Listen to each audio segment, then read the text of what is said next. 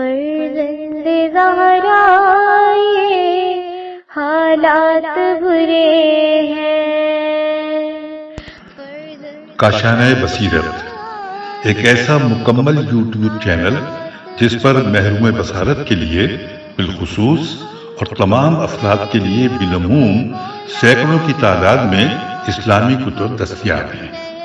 لہذا گزارش ہے کہ آپ اپنی ذمہ داری نبھاتے ہوئے کاشانۂ بصیرت کو سبسکرائب کرنے کے ساتھ ساتھ بیل آئیکن کو پریس کیجیے تاکہ آپ علم کے حصول کے ساتھ ساتھ مذہب اہل بیت کی اشاعت میں بھی اہم کردار ادا کرتے رہیں۔ کاشانۂ بصیرت،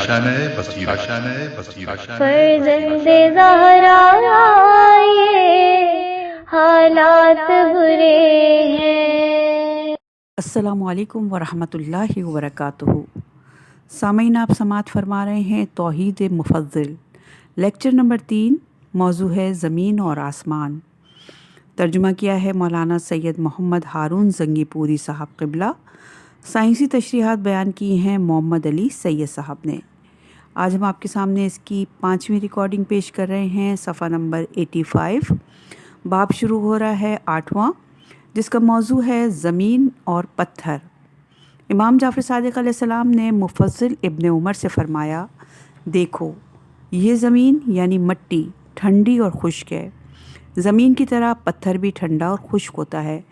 تو مفضل، کیا تم اس حکمت اور حقیقت کو جان سکتے ہو کہ اگر زمین میں تھوڑی سی خشکی اور پیدا کر دی جاتی، یعنی مٹی کو بھی ٹھوس کر دیا جاتا، تو زمین یعنی مٹی بھی پتھر کی مانند ہو جاتی؟ اور اگر ایسا ہوتا تو زمین پر نباتات کیسے پیدا ہوتی؟ اگرچہ تمام حیوانات کی زندگی کا دار و مدار نباتات ہی پر ہے۔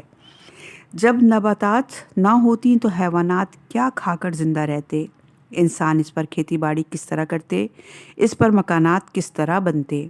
کیا تم نے نہیں دیکھا کہ زمین یعنی مٹی میں پتھر کی نسبت پیوست یعنی کشش ثقل کس قدر کم ہے؟ تم دیکھو کہ زمین میں نرمی پیدا کی گئی تاکہ انسان اور دوسرے ذی حیات زمین سے ضروری فائدہ اٹھا سکیں اور بھرپور طریقے پر تمام ضروری کام سر انجام دے سکیں۔ مٹی اور پتھر میں فرق کیا ہے؟ زمین اور فضا میں مادے کی جو اقسام پائی جاتی ہیں وہ 3 طرح کی ہیں: ٹھوس، مائع اور بخارات۔ مثلاً لوہا یا پتھر ٹھوس ہیں، تیل مائع ہے اور ہوا یعنی آکسیجن وغیرہ گیسز بخارات ہیں۔ بخارات دراصل گیسوں ہی کو کہا جاتا ہے۔ مادے کی ان تینوں شکلوں اور خصوصیت میں فرق اس بات کا ہے کہ کس چیز کے ایٹم ایک دوسرے سے کس قدر قریب یا دور ہیں۔ پانی مادے کی وہ قسم ہے جو زمین پر قدرتی طور پر مادے کی تینوں حالتوں میں پائی جاتی ہے۔ اس کے ایٹم اگر زیادہ قریب ہو جائیں تو یہ ٹھوس ہو جاتا ہے، ایٹم ایک دوسرے سے دور ہوں تو یہ مائع بن جاتا ہے، اور اگر اس کے ایٹم ایک دوسرے سے اور زیادہ فاصلے پر چلے جائیں تو یہ بخارات گیس میں تبدیل ہو جاتا ہے۔ اس مثال سے آپ سمجھ سکیں گے کہ مٹی اور پتھر میں کیا فرق ہے۔ اس بات کو سمجھنے کی ضرورت ہے کہ مٹی نرم کیوں پیدا کی گئی اور پتھر کو سخت کیوں بنایا گیا۔ اگر مٹی بھی پتھر کی طرح ہو جاتی تو کیا ہوتا؟ یہ ساری باتیں جو امام علیہ السلام نے 7ویں صدی میں ارشاد فرمائی، یہ آج فزکس یعنی طبیعیات جیسے سائنسی علوم کے بنیادی موضوعات ہیں، لیکن آج انہیں مختلف سائنسدانوں کے نام سے منسوب کر دیا گیا ہے۔ امام علیہ السلام نے مٹی اور پتھر کی ساخت پر جو گفتگو فرمائی، اس کا مقصد انسانوں کو خالق اور مالک کی مصلحتوں اور حکمتوں کی طرف متوجہ کرنا ہے، اور یہ بتانا مقصود ہے کہ اللہ تعالیٰ نے زمین اور آسمان میں جو کچھ خلق کیا ہے اسے خاص مصلحت، ضرورت اور حکمت کے مطابق خلق کیا ہے، اور ان کی تخلیق سے پہلے اسے معلوم تھا کہ زمین پر کس چیز کا کتنی مقدار میں ہونا ضروری ہے۔ اسے ذی حیات کے خلق کرنے سے پہلے علم تھا کہ انہیں زندہ رہنے کے لیے کن کن اشیاء کی ضرورت ہوگی، اور وہ اشیاء انہیں کہاں سے، کس طرح اور کس قدر دستیاب ہوں گی۔ اسی لیے زمین پر مٹی اتنی ہی ہے جس قدر مخلوقات کو اس کی حاجت ہے، اسی طرح پتھر بھی اتنے ہی ہیں جتنی اس کارخانہ قدرت میں ان کی ضرورت ہے۔ زمین کے شمالی اور جنوبی حصے۔ امام علیہ السلام نے فرمایا، دیکھو مفضل، زمین کی خلقت میں خدائے عزوجل نے یہ حکمت بھی رکھی ہے کہ اس کا شمالی حصہ اس کے جنوبی حصے سے کسی قدر بلند رہے۔ سوچو کہ اللہ تعالیٰ نے ایسا کیوں کیا؟ اللہ تعالیٰ نے ایسا اس لیے کیا کہ پانی بہہ کر تمام روئے زمین کو سیراب کرے اور آخرکار سمندر کی طرف بہہ جائے۔ اس کی مثال ایسے ہی ہے جیسے مکان کی تعمیر کے وقت اس کی چھت کو ایک طرف سے قدرے بلند اور دوسری جانب سے قدرے پست کر دیا جاتا ہے تاکہ ذرا سی ڈھلان پیدا ہو جائے۔ اس طرح بارش کا پانی چھت پر نہیں رکتا بلکہ ڈھلان کی سمت بہہ کر پرنالوں کے ذریعے باہر چلا جاتا ہے۔ اگر زمین کا ایک حصہ بلند نہ ہوتا تو پانی تمام زمین پر پھیل جاتا، راستے کٹ جاتے، لوگوں کے کام رک جاتے۔ پانی وافر مقدار میں پیدا کیا گیا۔ امام علیہ السلام نے مفضل ابن عمر سے فرمایا، اب تم اس پانی ہی کو دیکھو کہ اگر یہ زمین پر اس قدر وافر مقدار میں نہ پایا جاتا اور چشموں، وادیوں، آبشاروں اور نہروں کے ذریعے نہ بہتا تو انسانوں کو کس قدر مشکلات کا سامنا کرنا پڑتا۔ تم سوچو کہ انسانوں کو خود اپنی زندگی کے لیے پانی کی کس قدر ضرورت ہوتی ہے، پھر چوپایوں اور مویشیوں کو پلانے، کھیتوں اور باغوں کو سیراب کرنے میں اس کی کس قدر ضرورت ہوتی ہے۔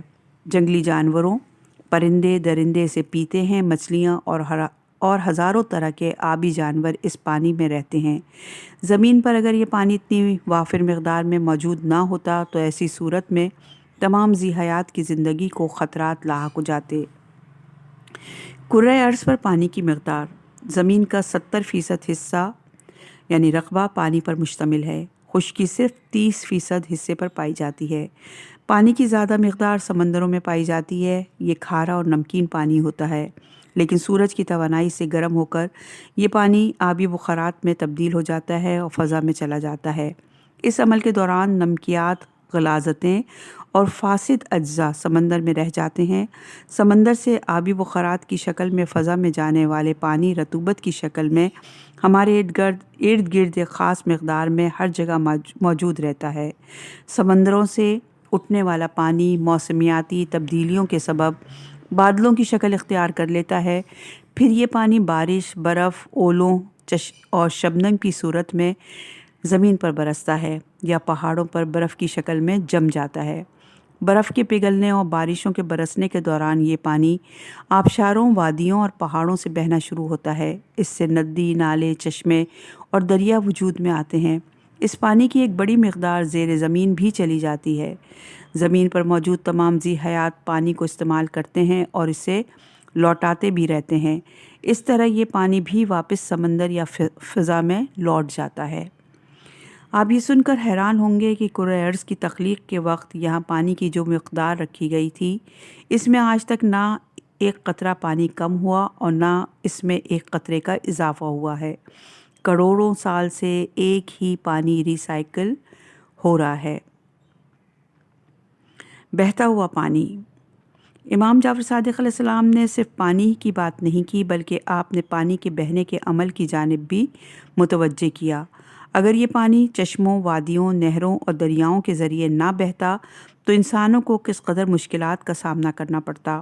آج کے سائنسدان اور ماہر ارضیات کا کہنا ہے کہ اگر یہ بہتا ہوا پانی نہ ہوتا تو زمین کی سطح بالکل چاند کی سطح جیسی ویران اور زندگی سے محروم ہو جاتی۔ اس لیے یہ بہتا ہوا پانی ہی ہے جو پہاڑی چشموں، ڈھلانوں، وادیوں اور دریاؤں سے بہنے کے دوران پہاڑوں، وادیوں اور میدانوں کی شکل کو مسلسل بدلتا رہتا ہے۔ یہ تبدیلی اگرچہ بہت آہستگی سے کے ساتھ ہوتی ہے، لیکن زندگی کا راز انہی تبدیلیوں میں پوشیدہ ہے۔ اس عمل کے دوران بہتا ہوا پانی زندگی کے لیے ضروری اجزاء کو ایک جگہ سے دوسری جگہ منتقل کرتا رہتا ہے۔ اس عمل کے دوران پہاڑوں میں موجود معدنیات پہاڑوں سے نکل کر پانی میں شامل ہوتے ہیں اور بہتا ہوا پانی انہیں دور دراز کے علاقوں، کھیتوں، باغوں اور جنگلات تک پہنچاتا ہے۔ پیڑ پودے ان اجزاء کو اپنے اندر محفوظ رکھتے ہیں۔ پیڑوں پودوں کے ذریعے یہ زندگی بخش اجزاء براہ راست یا کسی ذریعے سے پھلوں، اناجوں، سبزیوں یا پھر چوپایوں، پرندوں اور مچھلیوں کے گوشت کے ذریعے انسانوں کے جسموں تک پہنچتے ہیں۔ حوالہ ہے ہاؤ نیچر ورکس۔ پانی کے اور بھی فائدے، امام علیہ السلام نے فرمایا، مفضل، پانی کے اس کے علاوہ بھی بہت سے فائدے جنہیں تم جانتے ہو لیکن ان کی قدر و قیمت پر غور نہیں کرتے۔ مثلاً روئے زمین پر موجود تمام ذی حیات اسی پانی کے ذریعے زندہ ہیں۔ اس پانی کو پینے کی بہت ساری چیزوں میں بھی شامل کیا جاتا ہے تاکہ وہ نرم ہو جائیں اور پینے والے کو خوشگوار محسوس ہوں۔ دواؤں کی تیاری میں بھی پانی ایک بنیادی کردار ادا کرتا ہے۔ لباس اور بدن کا میل اور گندگی اسی پانی کے ذریعے دور کی جاتی ہے۔ مٹی کے ظروف اور تعمیر کے لیے اینٹیں اور سیمنٹ کے بلاک بھی پانی کی مدد سے بنائے جاتے ہیں۔ اگر کہیں آگ لگ جائے تو اسے بھی بجھانے کے لیے پانی ہی کو استعمال کیا جاتا ہے۔ یہ پانی ہی ہے جس سے نہا کر آدمی تازہ دم ہو جاتا ہے۔ اسی طرح پانی کے اور بے شمار فوائد ہیں جن کی عظمت اور اہمیت کو انسان اسی وقت جان سکتا ہے جب اسے اس کی ضرورت پڑے اور وہ اس کے تجربے میں آئیں۔ دنیا میں پانی زیادہ کیوں ہے؟ امام جعفر صادق علیہ السلام نے فرمایا، ممکن ہے تمہارے ذہن میں یہ سوال پیدا ہو کہ دریاؤں یا سمندروں میں اتنا زیادہ پانی کیوں پیدا کیا گیا؟ اس کا کیا فائدہ ہے؟ دیکھو، اس پانی سے انسان کو بے شمار فوائد حاصل ہوتے ہیں۔ ان میں سے ایک بہت بڑا فائدہ یہ بھی ہے کہ یہ انسان کے لیے بار برداری کا کام بھی کرتا ہے۔ یہ ان تجارتوں کا بہت بڑا ذریعہ ہے جو مختلف ملکوں اور شہروں کے درمیان ہوتی ہے۔ تجارتی سامان کو ایک ملک سے دوسرے ملک پہنچانے کے لیے اگر صرف انسانوں یا اونٹ اور خچر وغیرہ ہی سے کام لیا جاتا تو بھاری اور زیادہ سامان کو ایک ملک سے دوسرے ملک منتقل کرنا کسی قدر ممکن نہ ہوتا۔ اس طرح تجارت خراب ہو جاتی، ملک کی پیداوار مثلاً اجناس اور دوسرے بے شمار تجارتی اشیاء اپنے ہی شہروں میں پڑی رہ جاتی اور اپنے ہی علاقے تک محدود رہتی۔ اگر انہیں زمینی راستے سے روانہ کیا جاتا تو مزدوروں کی اجرت اشیاء کی قیمت سے کہیں زیادہ ہوتی۔ اس کے نتیجے میں کوئی بھی تاجر انہیں دوسرے ملک نہ بھیجتا۔ اگر ایسا ہوتا تو اس سے معیشت کے میدان میں دو خرابیاں پیدا ہو جاتی۔ نمبر ایک، بعض چیزیں جو ایک علاقے میں پیدا ہوتی ہیں لیکن دوسرے علاقے میں بھی اس کی بہت مانگ ہوتی ہے مگر یہ وہاں نہیں پہنچ پاتی۔ مثلاً دواؤں میں سے ایک صنائی مکی ہے جو عود چینی ہے۔ اسی طرح آلو بخارا اور دوسرے پھل ہیں یا مختلف ملکوں میں پیدا ہونے والے مختلف چیزیں ہیں۔ اب اگر انہیں انسان یا چوپائے کی پیٹھ پر لاد کر ان ملکوں کے لیے بھیجا جاتا جہاں ان کی بہت مانگ ہے تو ان کی قیمتیں بڑھ جاتی، گاہک انہیں خریدنے کو تیار نہ ہوتے۔ ان کے نتیجے میں یہ اشیاء اپنے ہی علاقوں میں رہتی اور اضافی پیداوار ضائع ہو جایا کرتی۔ نمبر دو، تجارت اور کاروبار سے انسانوں کی بڑی تعداد وابستہ ہے۔ تجارت نہ ہونے سے ایسے لوگوں کی معاش بری طرح متاثر ہوتی۔ اس کے ساتھ زراعت پیشہ لوگ اور صنعت و حرفت سے وابستہ افراد کی معیشت بھی برباد ہو جاتی۔ آج کی تجارت یعنی ایکسپورٹ امپورٹ، آج کے ترقی یافتہ دور میں جو تجارت ہوتی ہے اس میں سے صرف 20% تجارت زمینی یا فضائی راستوں سے ہوتی ہے۔ باقی 80% تجارتی سامان آج بھی بحری جہازوں یا کشتیوں کے ذریعے دوسرے ملکوں کو بھیجا جاتا ہے، اور اس کا سبب وہی ہے جس طرح امام علیہ السلام نے اشارہ کیا۔ پانی آب حیات کا گھر ہے۔ امام علیہ السلام نے فرمایا، پانی کے وافر مقدار میں ہونے کے اس کے علاوہ بھی بہت سے فائدے ہیں۔ مثلاً پانی بے شمار آبی جانوروں کا گھر ہے۔ مچھلیاں جنہیں انسان، درندے، پرندے اور رینگنے والے جانور بھی کھاتے ہیں وہ بھی سمندروں اور دریاؤں میں پیدا ہوتی ہیں۔ مچھلیاں اور آبی ذی حیات یعنی سی فوڈ ہماری غذا کا بہت بڑا ذریعہ ہیں۔ اسی طرح دریاؤں سے قیمتی اشیاء حاصل ہوتی ہیں، مثلاً موتی، یاقوت، عنبر، مونگے، اور یہ سب زیادہ پانی کے اندر ہی پیدا ہوتے ہیں۔ بہت سی معدنیات بھی سمندر ہی سے حاصل ہوتی ہیں اور طرح طرح کی خوشبودار چیزیں مثلاً عود، بخور وغیرہ بھی دریاؤں کے کناروں سے ملتی ہیں۔ بے شمار جڑی بوٹیاں بھی دریاؤں کے کنارے ہی اگتی ہیں۔ سمندروں کے سبب ہوائیں اور موسم، یہ بھی ایک حقیقت ہے کہ کروڑوں برس پہلے زندگی کی ابتدائی شکل سب سے پہلے سمندروں ہی میں رونما ہوئی۔ سمندروں میں پیڑ پودے پیدا ہوئے اور ان پیڑ پودوں نے زمینی فضا میں موجود زہریلی گیس کاربن ڈائی آکسائیڈ کو اپنے اندر جذب کرنا اور آکسیجن نامی گیس کو فضا میں شامل کرنا شروع کیا۔ فضا میں موجود رطوبت، بادلوں، بارشوں اور ہواؤں کے پورے نظام میں سمندر کے پانی کا یہ عظیم ذخیرہ ہی بنیادی کردار ادا کرتا ہے۔ یہ بھی ایک حیران کن حقیقت ہے کہ زمین پر 70% پانی ہے اور خشکی کے بہت سے علاقے سطح سمندر سے نیچے ہیں۔ اس کے باوجود سمندر کا پانی ان علاقوں میں داخل نہیں ہو پاتا۔ ہوا بھی کثرت سے پیدا کی گئی۔ امام علیہ السلام نے فرمایا، جس طرح اللہ نے پانی کو وافر مقدار میں پیدا کیا، اسی طرح بندوں کی ضروریات کے مطابق ہوا کو بھی اللہ نے بڑی مقدار میں خلق کیا۔ اس لیے اگر ہوا اتنی زیادہ نہ ہوتی تو ماحول میں موجود دھوئیں، گرد و غبار اور بخارات کی کثرت سے انسانوں کا دم گھٹ جاتا۔ یہ ہوا ہی ہے جو فضا میں موجود آلودگی کو دور کرتی رہتی ہے۔ ہوا اگر کم ہوتی تو اس سے ہلکے اور گہرے بادلوں کی تشکیل کس طرح ہوتی اور یہ بوجھل بادل کس طرح ایک علاقے سے دوسرے علاقے کی طرف سفر کرتے، کھربوں انسان اور حیوان کم ہوا میں سانس کس طرح لیتے، آوازیں کس طرح سفر کرتی۔ صفحہ نمبر ہے 95 اور باب شروع ہو رہا ہے 9، جس کا عنوان ہے 4 عناصر۔ امام جعفر صادق علیہ السلام نے مفضل ابن عمر سے فرمایا، مفضل، اب تم ان جواہر اربع پر غور کرو جنہیں اللہ تعالیٰ نے اس لیے پیدا کیا کہ دنیا میں ذی حیات کو ان کی جو ضرورت ہے وہ بآسانی پوری ہو سکے۔ جواہر اربع کیا ہیں؟ امام علیہ السلام نے جواہر اربع کی اصطلاح استعمال فرمائی۔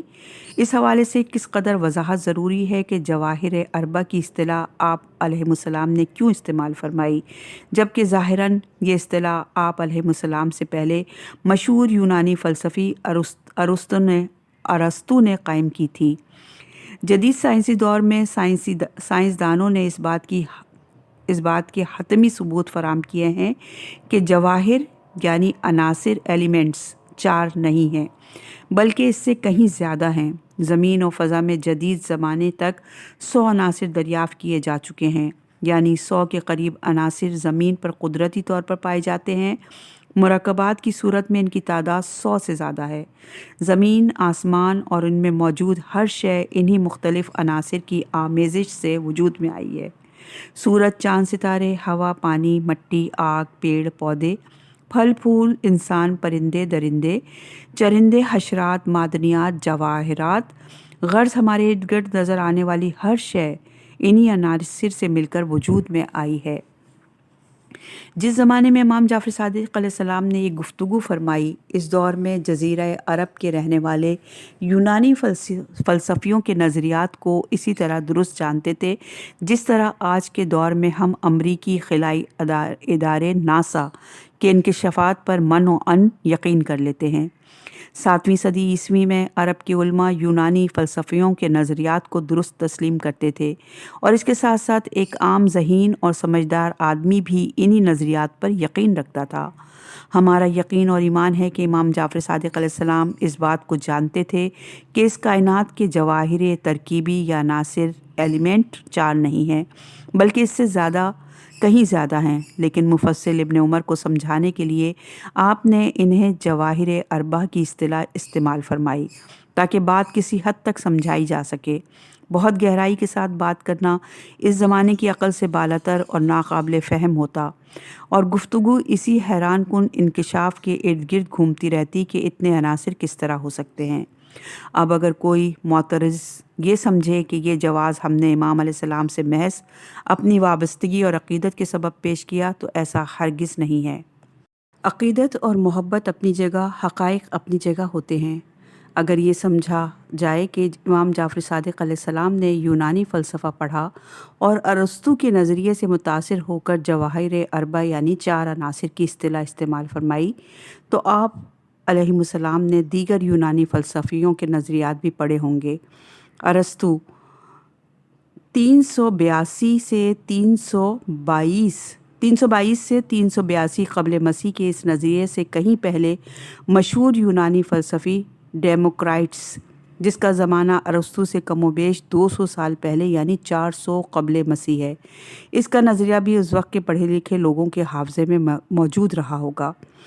ڈیموکرائٹس نے 4 عناصر کے بجائے ذرات یعنی ایٹمز کی بات کی تھی۔ اس نے کہا تھا کہ مادہ یعنی میٹر بہت ننھے ذرات کے ایک دوسرے سے جڑنے کا سبب وجود میں آیا، اور ایک دوسرے سے جڑے ہوئے ذرات کے درمیان خلا پیدا پایا جاتا ہے، یہ ذرات مادے کا سب سے چھوٹا ناقابل تقسیم جز ہوتے ہیں، اسی لیے اتنی چھوٹی چیز کے لیے ایٹم کا لفظ استعمال ہوتا ہے۔ یونانی زبان میں ایٹم کا مطلب ہے وہ چیز جسے مزید تقسیم نہ کیا جا سکے۔ حوالہ ہے ہاؤ سائنس ورکس۔ آج کے سائنسدان ڈیموکرائٹس کے ان نظریات کی توثیق کرتے ہیں۔ مادے کے بارے میں آج کی جدید سائنس یہی کہتی ہے۔ اگر یہ سمجھا جائے کہ امام علیہ السلام نے یونانی فلسفیوں کے نظریات سے استفادہ کیا تو یقیناً ڈیموکرائٹس کا نظریہ جو حقیقت سے کہیں زیادہ قریب تھا اسے بھی آپ علیہ السلام نے پڑھا ہوگا، لیکن اپنی گفتگو میں آپ علیہ السلام نے ڈیموکرائٹس کے نظریے کا تذکرہ نہیں کیا۔ وجہ وہی ہے کہ آپ علیہ السلام نے بات کو مختصراً سمجھانے اور گفتگو کو آگے بڑھانے کے لیے ذرات کی بات کرنے کے بجائے 4 عناصر کی بات کی۔ حدیث قدسی ہے، ہم گروہ انبیاء کو اللہ کا حکم ہے کہ ہم لوگوں سے ان کی عقلوں کے مطابق گفتگو کریں۔ امام جعفر صادق علیہ السلام نے اپنی گفتگو کے دوران اسی حدیث قدسی کو پیش نظر رکھا، اسی لیے آپ نے اس زمانے کے سننے والوں کی عقل و فہم کے مطابق جواہر اربع کی اصطلاح استعمال کی، جس سے اس عہد کے لوگ زیادہ مانوس تھے۔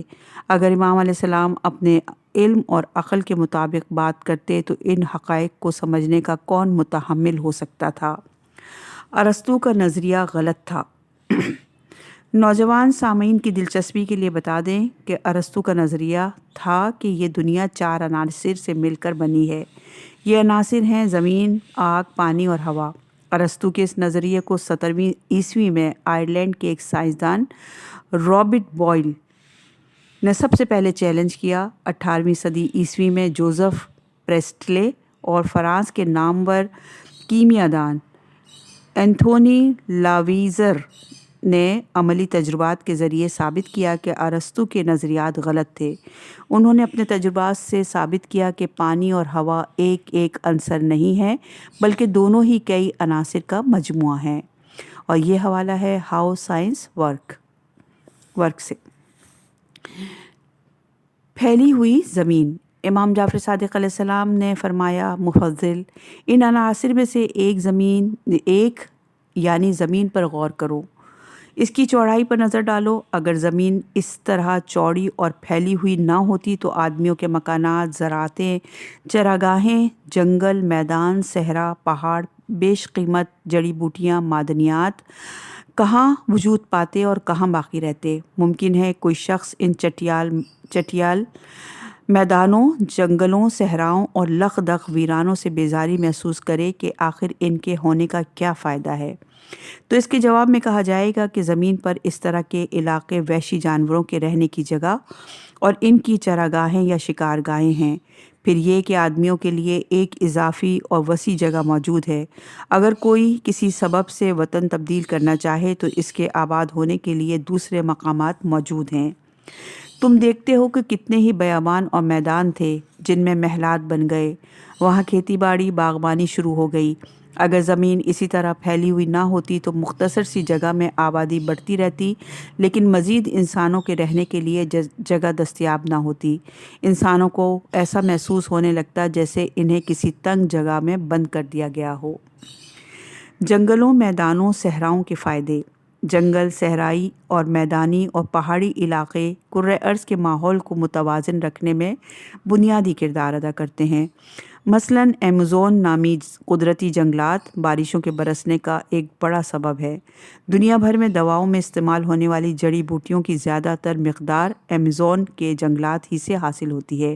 اسی طرح بے شمار اقسام کے جانور سب سے زیادہ انہی قدرتی جنگلوں میں پائے جاتے ہیں۔ بہت سی جڑی بوٹیاں، درخت، پھل، پھول اور جانور جو ایمیزون کے جنگلات میں ملتے ہیں وہ دنیا کے دوسرے علاقوں میں نایاب ہیں۔ اسی طرح صحرائی علاقے میں جہاں گرمی زیادہ ہوتی ہے، یہ علاقے ہواؤں کو مسلسل گرم کرتے ہیں۔ گرم ہوائیں اوپر کی طرف اٹھتی ہیں اور اس جگہ کو پر کرنے کے لیے ٹھنڈی ہوائیں ان علاقوں کا رخ کرتی ہیں۔ اسی سبب سے ہوائیں مسلسل ادھر سے ادھر سفر کرتی ہیں اور انہی سے موسمیاتی تغیرات جنم لیتے ہیں۔ پھر بہت سے پیڑ پودے جڑی بوٹیاں اور جانور جو صحرائی علاقوں میں پائے جاتے ہیں وہ شہروں اور جنگلوں میں نظر نہیں آتے۔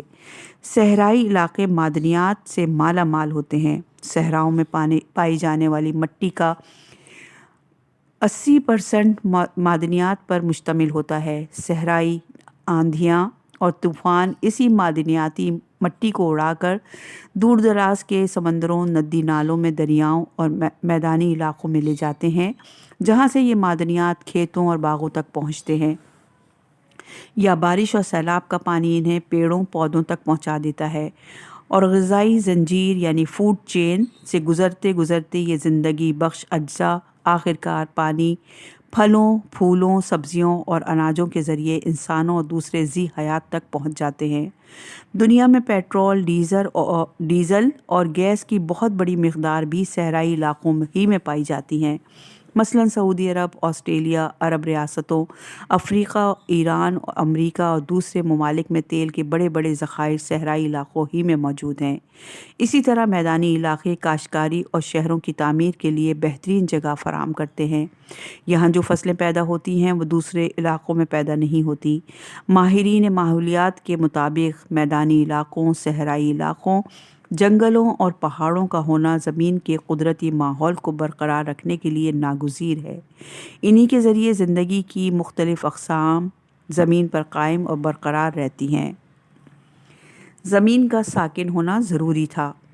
امام علیہ السلام نے فرمایا، مفصل زمین جو اس حالت پر پیدا کی گئی جس پر یہ اب ہے، اس پر بھی ذرا غور کرو کہ یہ کس طرح قائم و ساکن ہے، اور اسی سبب یعنی ساکن ہونے سے تمام چیزوں کے ٹھہرنے کی جگہ ہے۔ زمین کا ساکن ہونا ہی ہے جس کی وجہ سے انسان اپنی ضرورتوں کے لیے اس پر چلتے پھرتے ہیں، اس میں بیٹھتے ہیں، آرام کرتے ہیں۔ اسی کے سبب وہ کھیتیاں اگانے پر قادر ہیں، اور اسی زمین کے ساکن ہونے کی وجہ سے وہ دوسرے تمام کام کرتے ہیں۔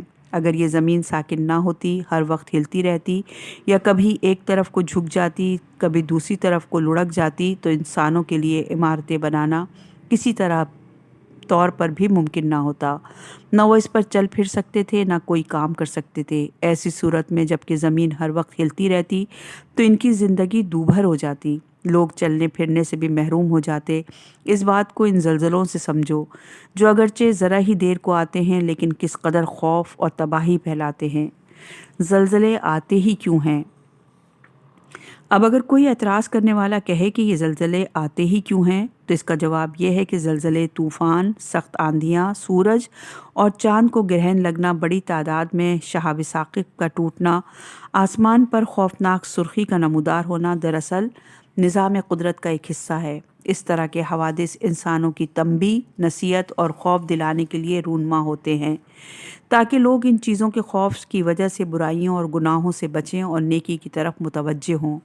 جب اس طرح کے حوادث مثلاً زلزلہ، طوفان یا سیلاب آتے ہیں تو انسان کو اپنی بے بسی اور ناطاقتی کا بھی احساس دلاتے ہیں۔ اس وقت انہیں احساس ہوتا ہے کہ وہ بے پناہ طاقت کے مالک ہونے کے باوجود ان قدرتی آفات کے مقابلے میں بالکل بے دست و پا ہیں۔